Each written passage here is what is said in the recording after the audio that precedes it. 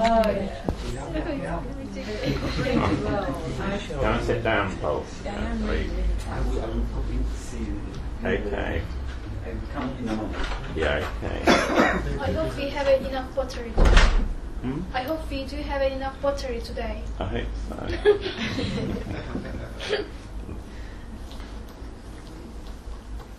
Next week it's Collett's AGM, so I don't think I can do a talk then. Is this the last one? Well, the week after, I've got to go to his private view, which I really have to go to, I think.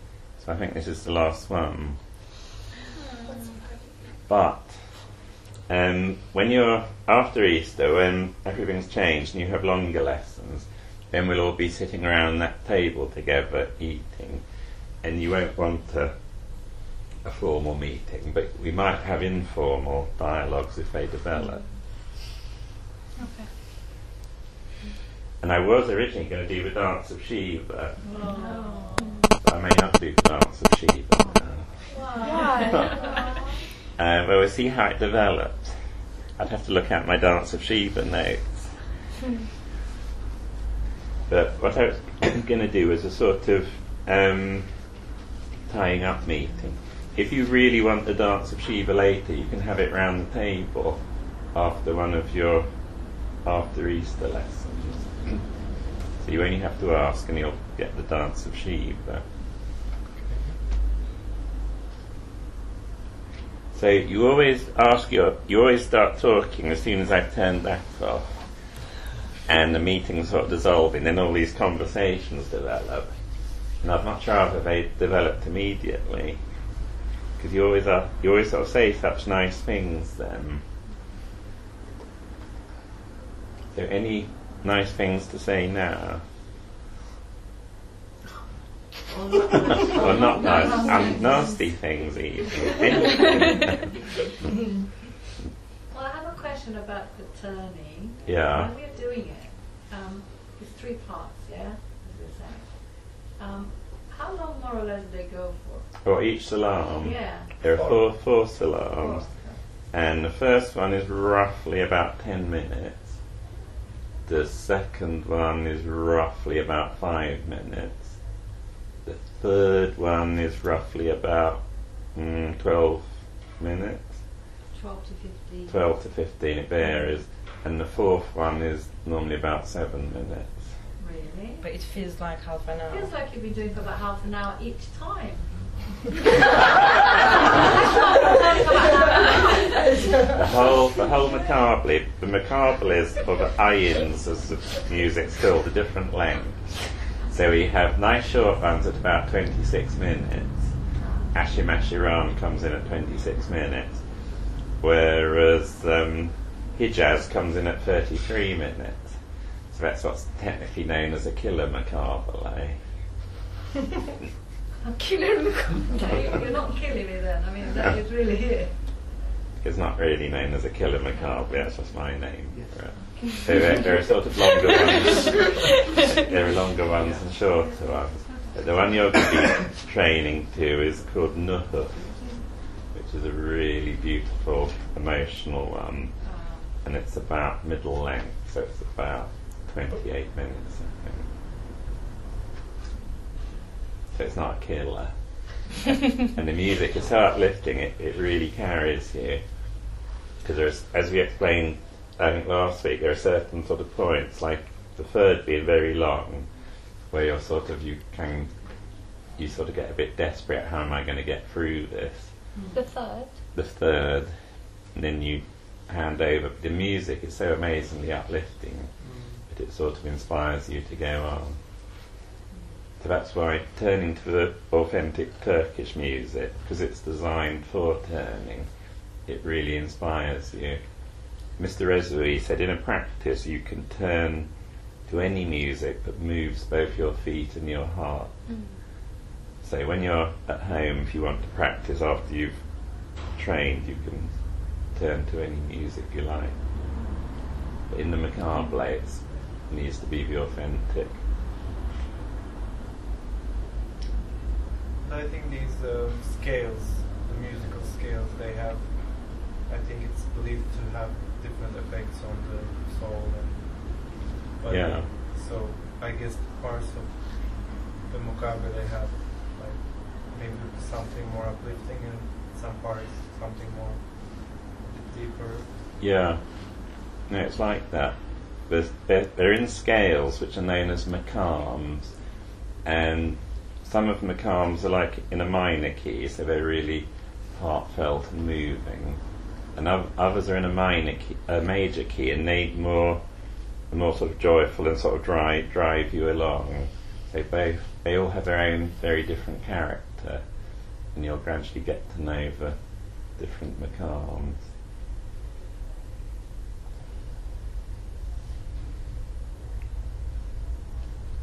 What I was sort of going to do was just sort of recapping what had gone on and really looking at how it becomes practical and how this devastatingly simple teaching makes a difference to life.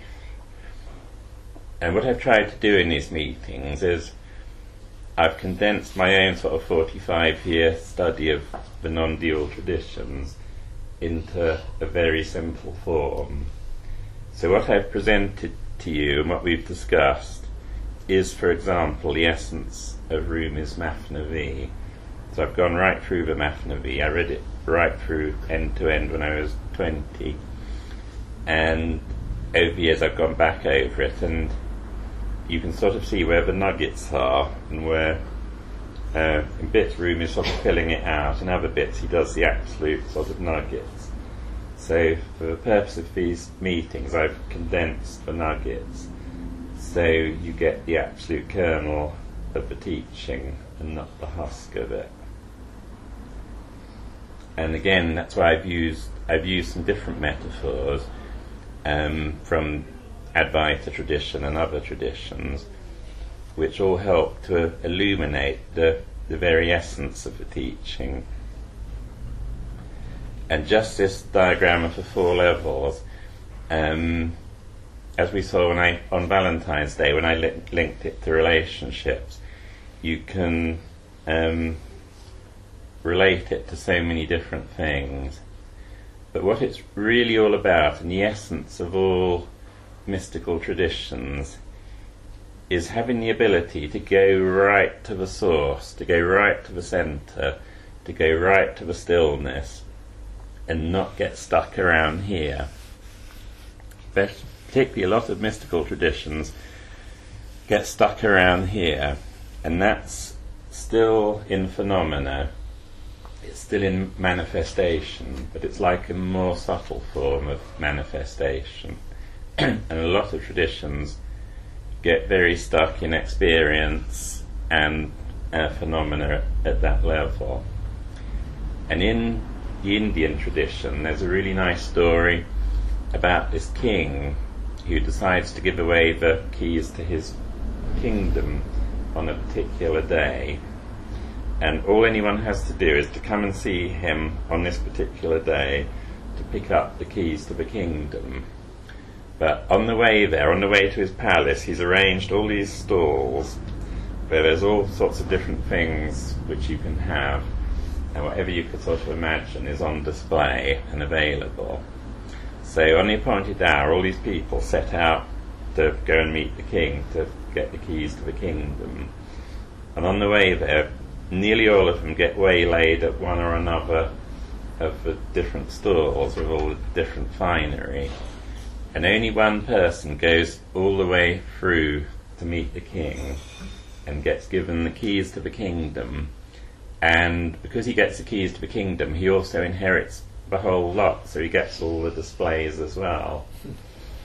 And what that illustrates, it's quite a common story in the different traditions, is the ability to go right through to the source, right through to the stillness. Always go beyond phenomena, don't get bogged down. On the way there you'll have very blissful experiences, but they'll come and go. This is all about noticing something which has been there all the time. And somewhere I've got a bit where Rumi describes that.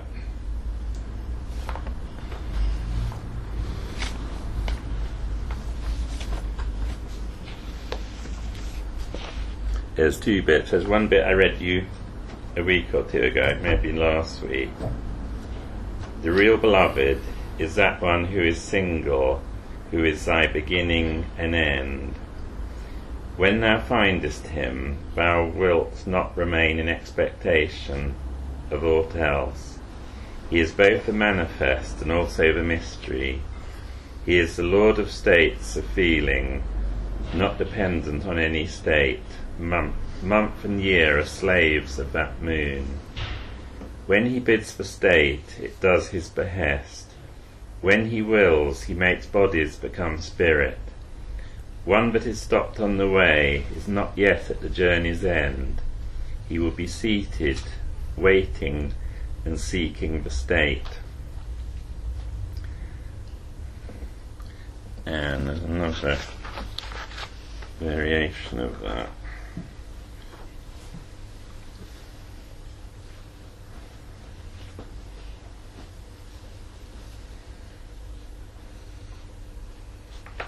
Don't look for bits of grain like an ant.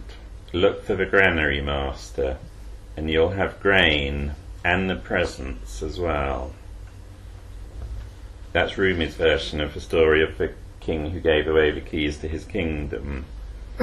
Because looking for bits of grain is like looking for experience down in the phenomenal level. Looking for the granary master means going right to the great stillness, to acknowledging the source. And then you notice that already all of the grain and everything else exists within you.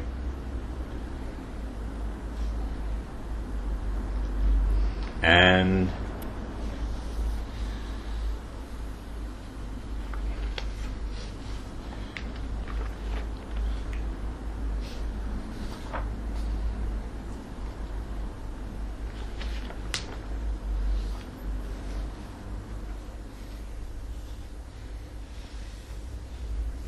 we were teaching a bit last week about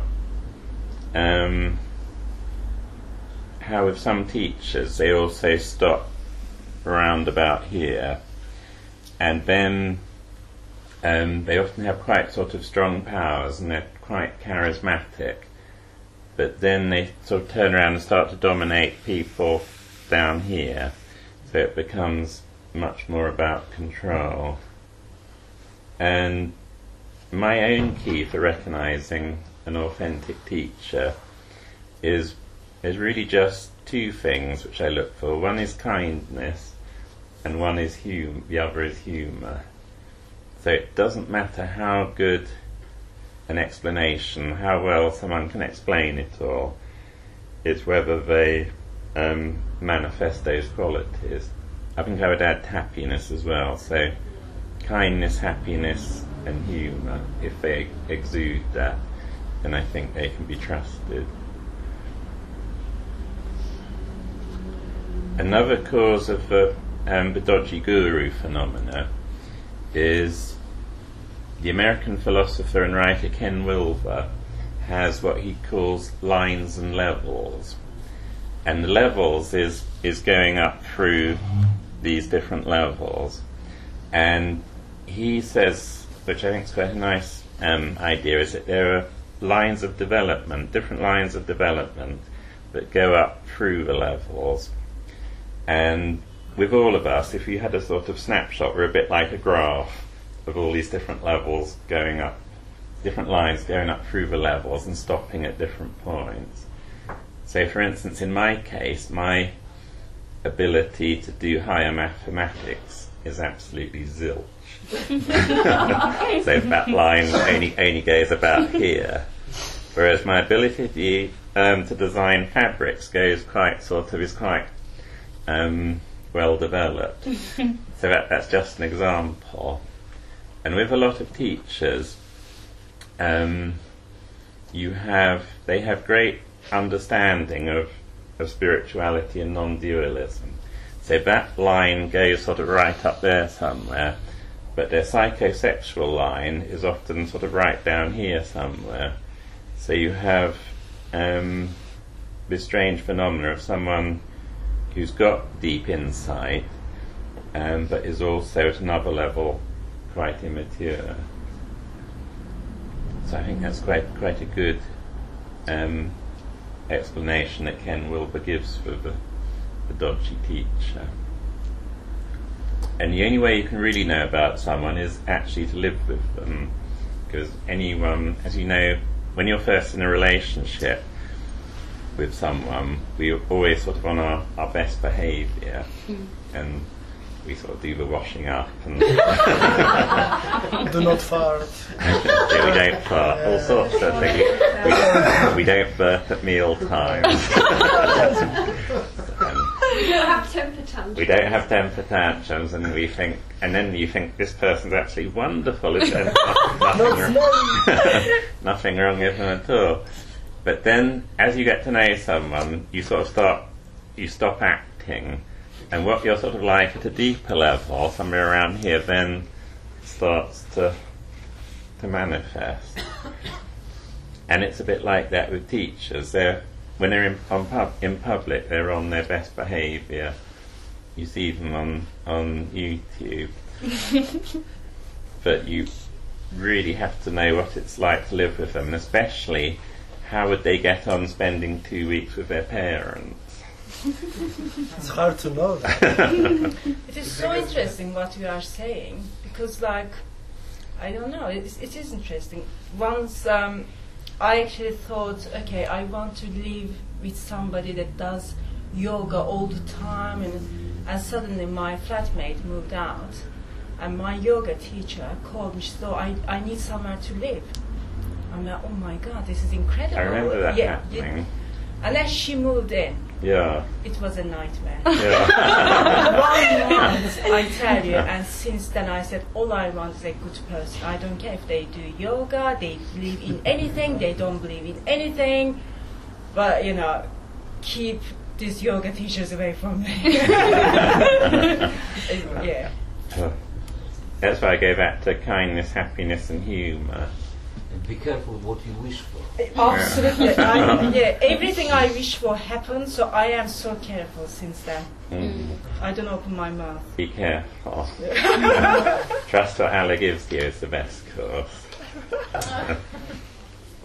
That sort of leads on to the next point, because the whole essence of his teaching is that everything is consciousness. There's just one thing which is everything.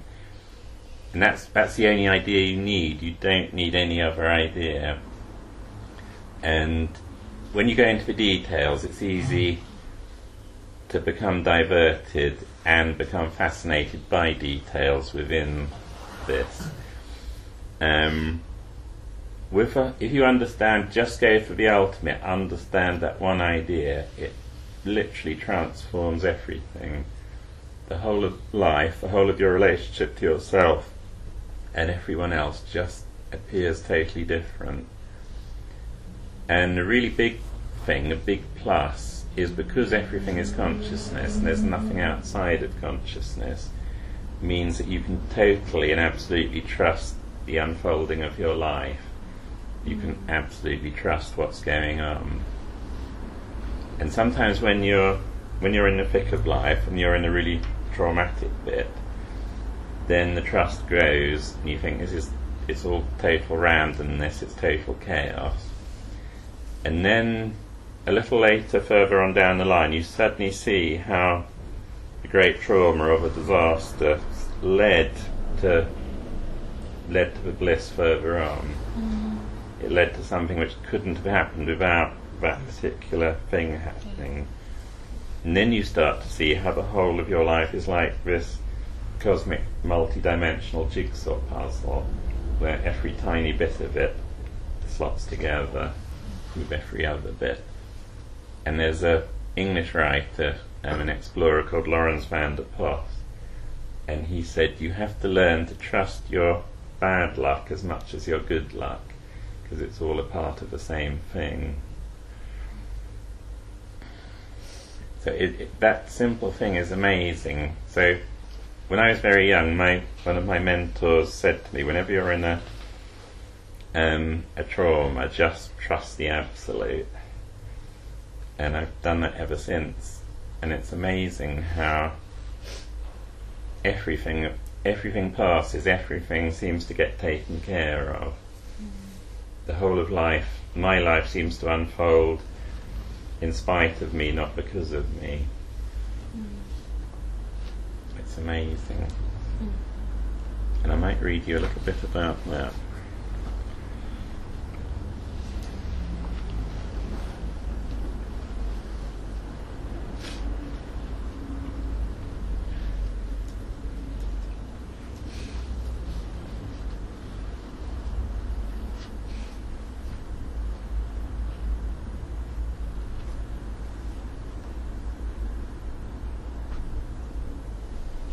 Where's it gone?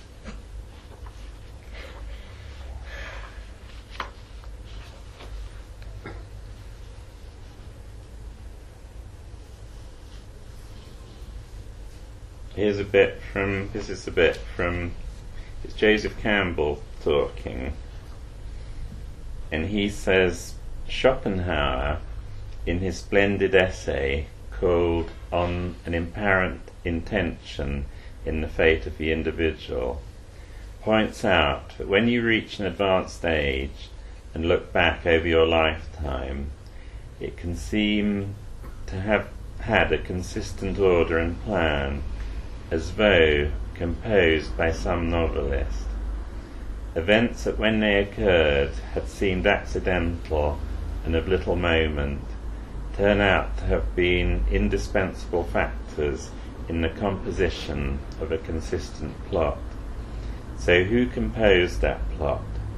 Schopenhauer suggests that just as your dreams are composed by an aspect of yourself of which your consciousness is unaware, so too your whole life is composed by the will within you. And just as people whom you will have met apparently by mere chance became leading agents in the structuring of your life, so too will you have served unknowingly as an agent giving meaning to the lives of others. The whole thing gears together like one big symphony, with everything unconsciously structuring everything else. And Schopenhauer concludes that it is as though our lives were the features of the one great dream of a single dreamer, in which all the dream characters dream too, so that everything links to everything else, moved by the one will to life, which is the universal will in nature. It's a magnificent idea, an idea that appears in India in the mythic image of the net of Indra, which is a net of gems, where at every crossing of one thread over another there is a gem reflecting all the other gems. Everything arises in mutual relation to everything else, so you can't blame anybody for anything. It is even as though there were a single intention behind it all, which always makes some kind of sense, though none of us knows what the sense might be, or has lived the life that he quite intended.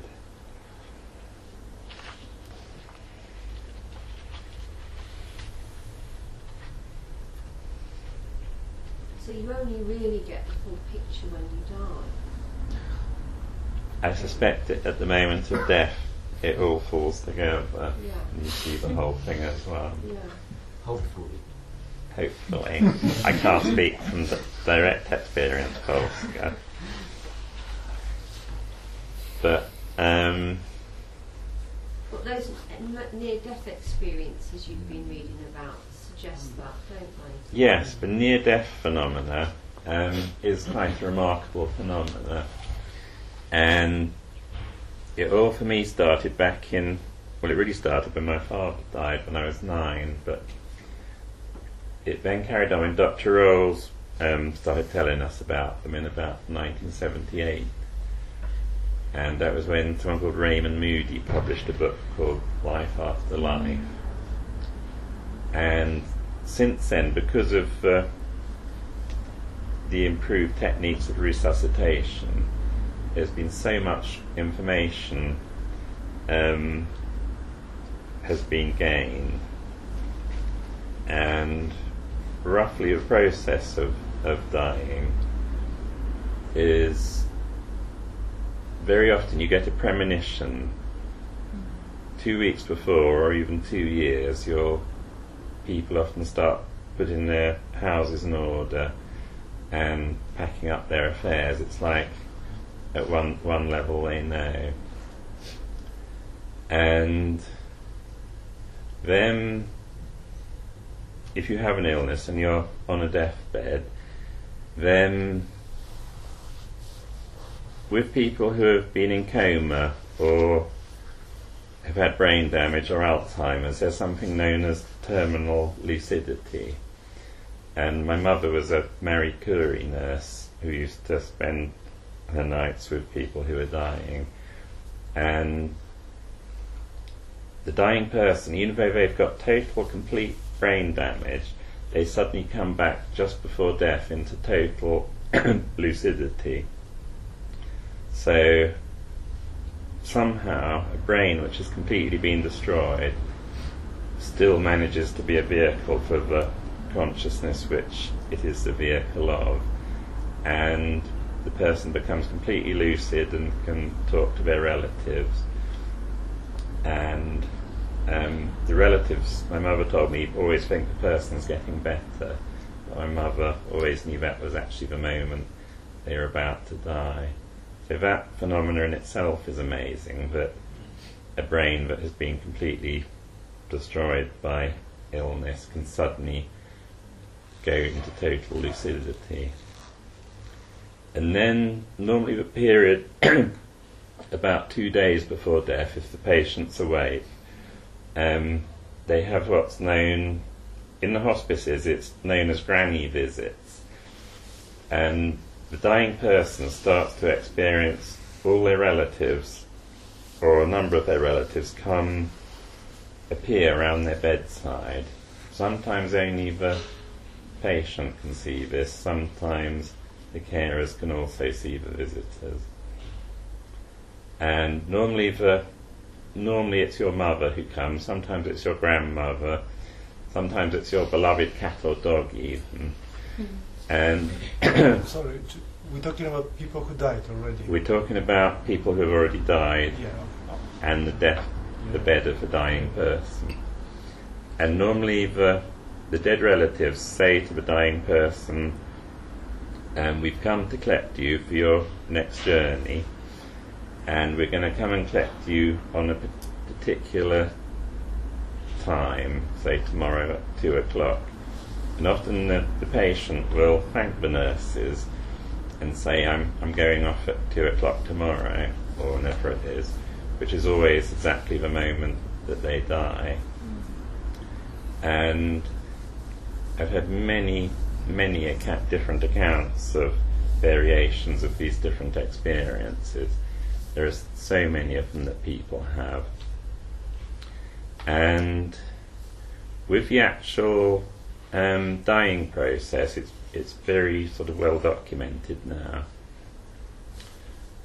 In the near-death experience, normally if a person's in the operating theatre, they find themselves up at the ceiling looking down at their bodies, or they move into other rooms and see their relatives sitting, waiting and texting on their mobile phones. And they hear what the doctors are saying. There are many examples of people who have been blind from birth seeing for the first time in near-death experiences, so in out of the body state. For the first time they actually see, they have visual experiences, and they come back and describe it. Normally then they go down this dark tunnel and they see big light at the end of the tunnel. often your helpers will come with you down the tunnel, and they're supporting you. And there's a great light at the end of the tunnel, and people describe it as it's like the sun, only 100 times more powerful, but yet they can look at it without their eyes being burnt. Bless you. Then the being of light exudes this amazing love, and so it's unconditional love. It's more love than you can ever possibly imagine. And normally simultaneously with this, in most cases, there comes what's known as the life review, which is where it's like almost simultaneously you see all the different snapshots from your life. It's not happening in sequential time, it's almost like there's no time, but you see as a movie, all these separate movies, all these different scenes from your life, but you don't see it as from your perspective as you're seeing it now. You see it in an objective way, and you also see all the effects you've had on all other people. So you see where you've made someone very happy, you experience their happiness, and where you've made someone very sad, then you experience the sadness. But there's totally and absolutely no judgment. It's just all seen as part of the experience or the movie of life. Beyond that, normally within the experience, English people find themselves in English country gardens. Other people from other cultures find themselves in other places. But normally it's a very still and peaceful and lovely place. And normally at some point you come up against there's a fence or a barrier, and you know that if you go beyond the barrier, then that's it, you're gone for keeps. But normally at some point the people, your relatives or whoever it is, will tell you that it's actually not yet your time, and you have to go back because there are more things you have to do. And usually at that point the person wakes up in the hospital bed, and they've been through they've been flatlining, they've been declared clinically dead, and then they relate the experience. So that's sort of roughly a potted version of the dying process as recorded in the near-death experience. I'll just read you one or two.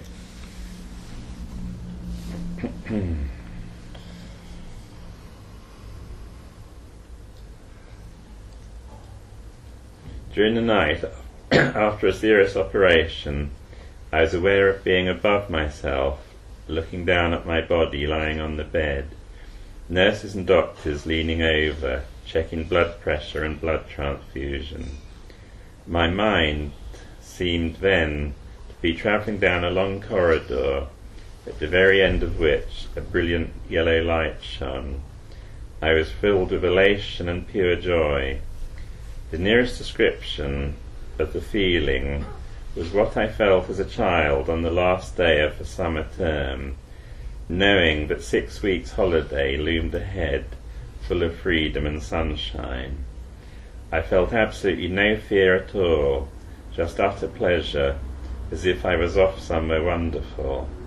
It was therefore with some astonishment that I awoke to find myself still in a hospital bed, very much earthbound. I cannot tell you how long I was in my state of bliss, and I have never experienced anything like it since. And another one. Doctors and nurses, they leave symbols and images on top of shelves, and that normally people couldn't see, but somehow they're able to know what was up there. Yeah. Our chairman of this society here, Dr. Peter Fennick, it's him and another doctor called Sam Parnier who are doing that. Oh, really? Yeah, because they're leading a study in a number of hospitals here and across Europe, And that's one of the things they've done. Though they've had a job doing that in the operating theatres, because it's not that scientific. This one's from something called The Life of Sir Patrick Hastings. Pat had a second stroke a year later. It seemed that according to the doctors he had actually died during this attack for a time, but had managed to pull himself back into life, because he felt he had one more message to deliver. Death, he told us, was nothing to fear. It was a natural culmination to life as we know it, and was an experience of indescribable happiness. The release from the bondage of life, even from the bondage of love, brought with it an ecstasy and an understanding beyond anything known to living man. What normally happens is it's sort of like at death you go back in this process. So body obviously falls away, and then psyche falls away. And in the near-death experience, the deeper people go in, the more it becomes an experience of total unity. So this diagram is very like a spectrum of consciousness, and all of us are this spectrum. So with both the separate self and simultaneously with the unity. In meditation you start off as a separate self, and then you go deeper into total unity, and then you come back out again. So an out-of-body experience will be somewhere in the out-of-body. In the Advaita tradition, these two, causal subtle, are known as the antakarana, which translates as inner vehicle, and that corresponds to what Christians call soul. So out-of-body, you're no longer a physical body, but you're not the fully non-dual unity. There's still a degree of separation, and it's still a separate you, albeit not this one, relating to its relatives who also appear separate. As you go deeper in the experience, so I'm told, you start to see that everything exists within you. So it's like what had appeared as separate people, you suddenly see in a separate universe and separate galaxies, you start to see that it's all in a mysterious way existing within you. So it's like a spectrum where it all exists simultaneously. Mm-hmm. So you still meet people you love, you're never separate from who you love, and at the deepest level you discover you are the person you love. So it's like the whole thing exists simultaneously. And it's like nothing is separate and nothing really dies. So it's entirely, it's not even a picture of hope, it's a picture of certainty. It just gives you this amazing certainty. Can you compare this experience of unity in that experience with the experience of unity in these mystical explorations? In the turning ceremony, as you'll discover, you die before you die. So as we said, the Sufi saying die before you die is you get in the habit on a regular basis of going here and acknowledging this bit. So that's die before you die. Then when this bit falls away, as it's going to at some point, then it's as if you've already died. In the dying state, there's the processes that Elizabeth Kubler-Ross outlined, the stages of dying, which you all know all about. Mm-hmm. And the last one, I know the second to last one is there's anger. Denial. There's Kubler-Ross. Elizabeth Kubler-Ross. Yeah, She has. stages. Yeah, there's Denial. denial. Is you get your terminal diagnosis, you go into denial. Yeah. Then there's bargaining, isn't there? Is that the next one? Yeah. Yeah. Next one's bargaining. You say, if I'm very good and I stop smoking and I'm not angry of anyone, will you please take this away? And that doesn't work.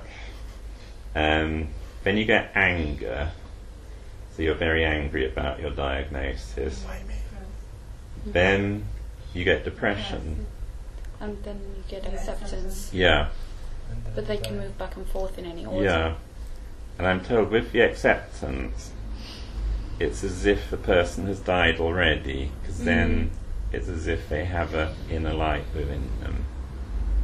So in the turning ceremony, it's all about surrender and acceptance. And when you have that, it's as if you have died at one level, and something luminous shines within you. Just watching you guys turn in that room there, it's amazing. It's amazing what you might think you're staggering around, but what you generate in the room is amazing. In what sense? I've always wondered. You can come in there very tired and worn out, and you just get totally illuminated by it. You feel it in the house. I know it's tough for you, but there's something. It gives off something which I can't describe. But is there something that we attain through this? Because eventually we will have this unity in that experience.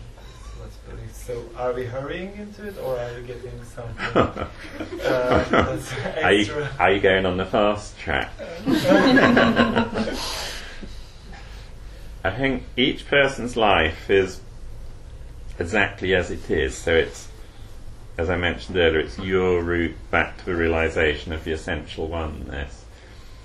And on some people's movies, it's very tough and there's lots of trauma, and then they come to that stillness. Other people get it much earlier on. Some people, part of their path is to do yoga or be a whirling dervish or whatever it is. So it's not really as if it's going to take you there any quicker, because it's either on your path or it isn't. But if it's on your path, then it's going to be part of your process of coming to that stillness.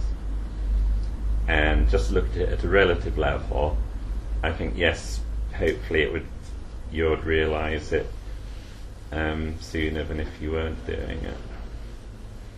Why this turning is so potent is it's so good at cutting through these layers of body, psyche, potential. Is it common that people might have out-of-body experiences while turning? No, I don't know of anyone. I know people becoming a bit disembodied. I did. Yeah. And then you need to get firmly put back in your body. How? It just happened. Because I have a strange habit of, after yoga, when I lie down to relax, I have a strange habit of watching myself kind of snore. I tend to, so I just wondered whether turning might trigger that as well. If you have this capacity. Yeah, I can just watch myself. I'm like, oh no, that's embarrassing. Normally with turning, you need to be so in your body. What does happen is, sometimes it's like you're just witnessing it. You're witnessing the body turn and everything happening. It was in 1982 when my teacher and shape, Dr. Rolls, died, and I was turning in. It was a graduation ceremony for some new turners, and I was turning in it. And in the third salam, I can't describe it. It became like the whole thing was just sort of solid love. I can't describe it. And then I knew at the end of the ceremony that he had died. So it was like he completely filled the room somehow.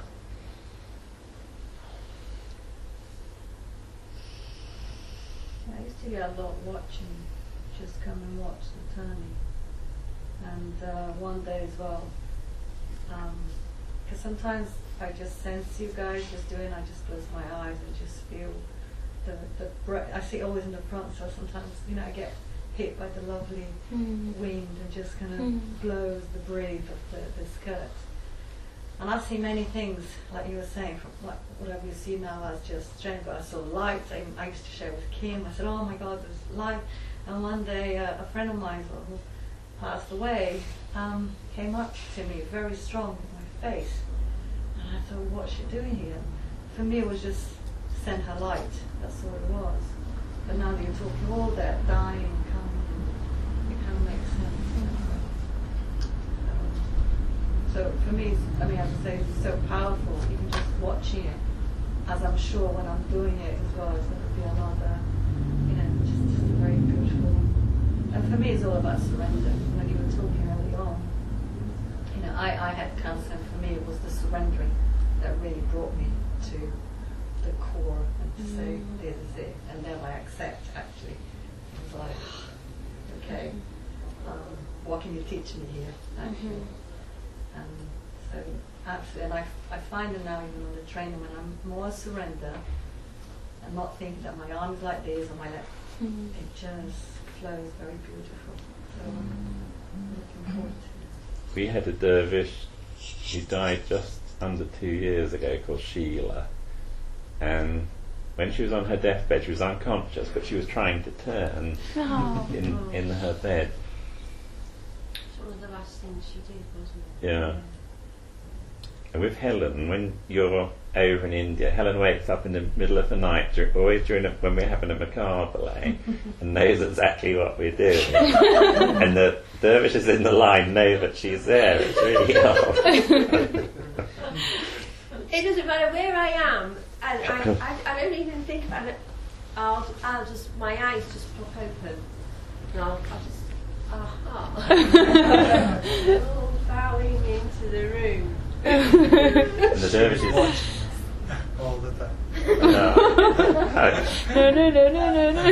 I can prove it. The dervishes say to me, Helen was there, and then Helen sends me a message from India when I get home saying I knew when I was there when you were bowing in. I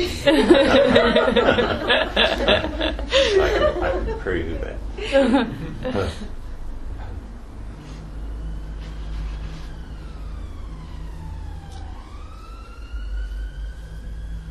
Here's a nice little bit from the Tao Te Ching. This is a particularly nice translation, and it relates to this.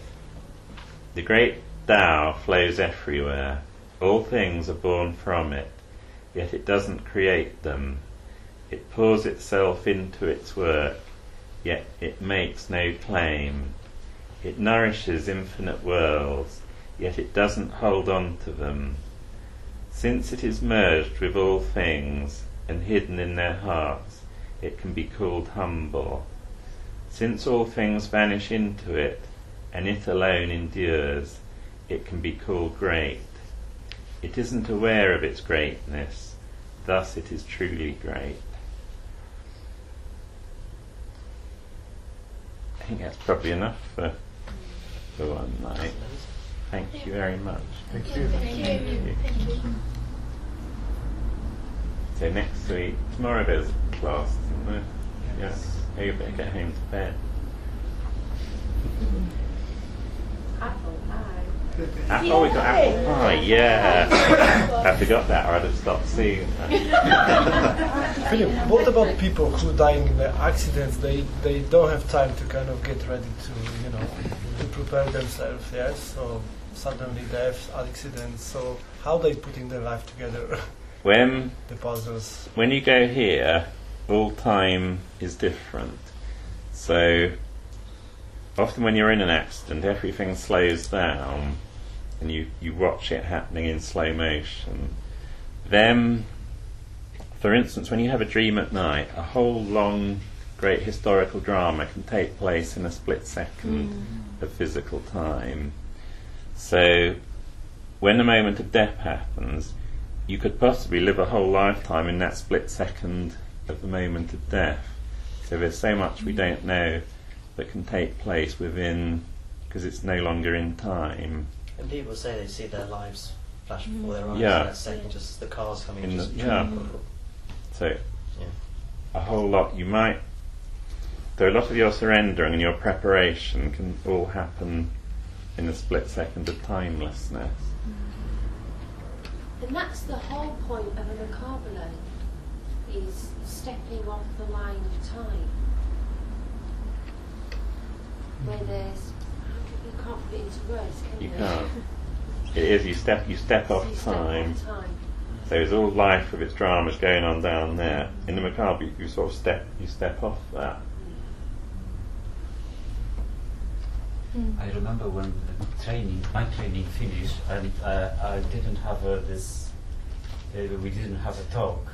We just met once, or maybe like this. It's great, but I remember after the training finished, first time in my life I had some kind of feeling that I can die, and everything is fine. That's I'm not necessarily.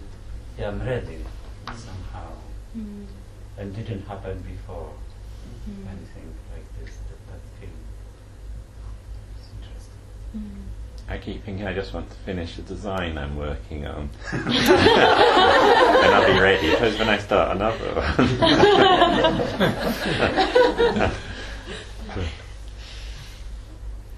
I wanted to ask you, like, how all this changed your idea of design and art. How?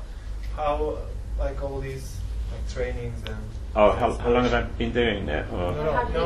How did it Change your change? idea of art and design. Oh, what, doing this? Yeah. Well, the trouble is, I did this before in the art and design.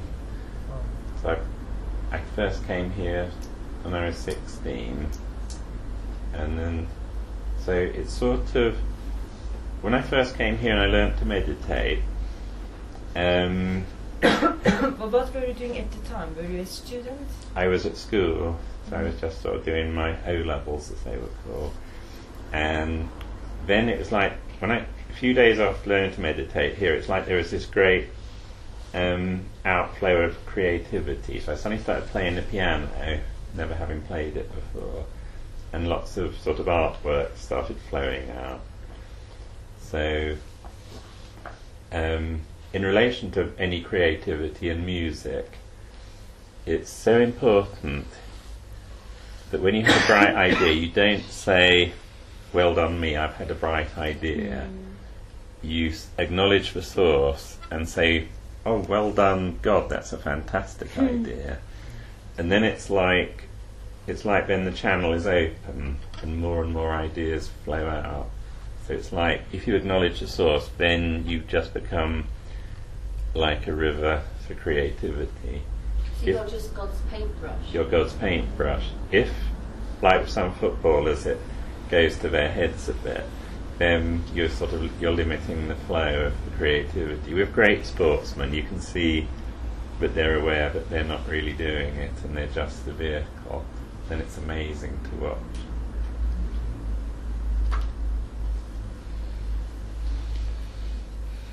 Apple pie.